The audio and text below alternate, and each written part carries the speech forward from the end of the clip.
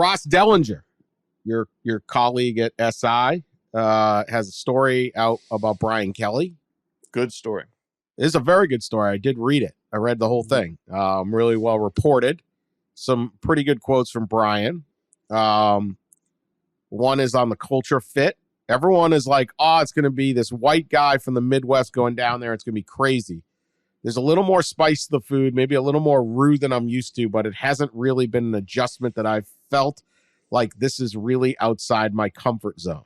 He also, let's start with that. I personally have said all along, I think way too much is made of this culture fit.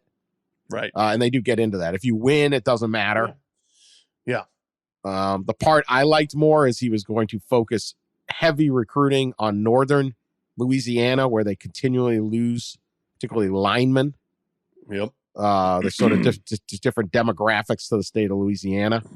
Yep. And they keep losing great players to Alabama from North. And he's actually signed guys from Shreveport before. At the end of the day, this guy can coach football. And the fact he's already analyzed and saw the mistakes that they're making and how do we, he's got his recruiting. He's like, I'm recruiting at Louisiana. We're going to lock down the north part of the state. We're going to recruit Houston, recruit Atlanta and Miami. We're going to, he's Brian Kelly. He's not a dumb guy. No.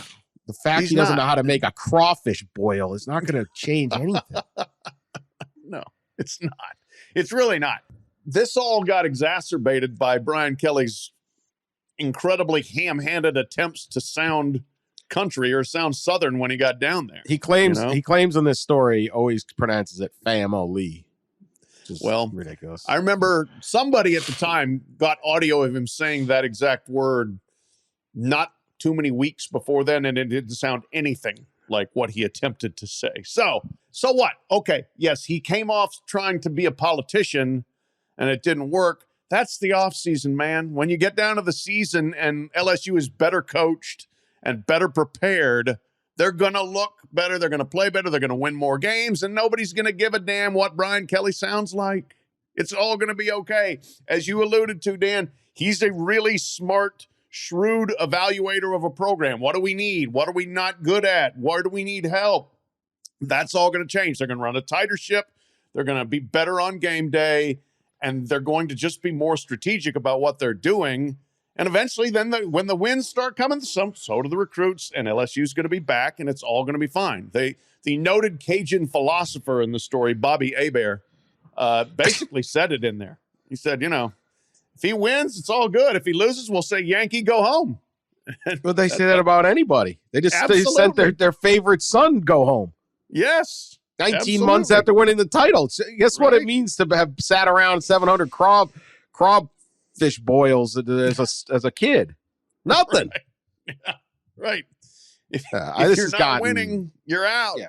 If you're winning, you can be Martian. You can be Northeastern. You can be the Notre Dame guy, whatever. If you win, it's all good. The thing with Kelly is Kelly's he's not a likable, charismatic guy. I don't think he just doesn't come across to fans around the country as I don't know. I kind of like that guy where maybe someone else's coach, you'd be like, that he's all right. Right. He may not be my team. So everyone dislikes Brian Kelly and they dislike Notre Dame. And then the Notre Dame fans spent years defending him.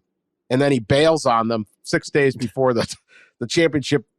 I mean, unbelievable. And he says, I had to. It was LSU's timeline. Very, very sketch that you'd leave a team that could conceivably play in the playoff. Yeah. But whatever. That was terrible. So now the Notre Dame fans are like, it's like, oh, they were all right about him. Now they bash. He has nobody supporting him. But I don't think the accent and all that's going to matter.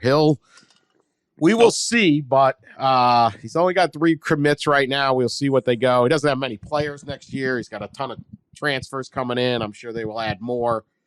I would expect by the 2023 season, though, LSU should be back in contention.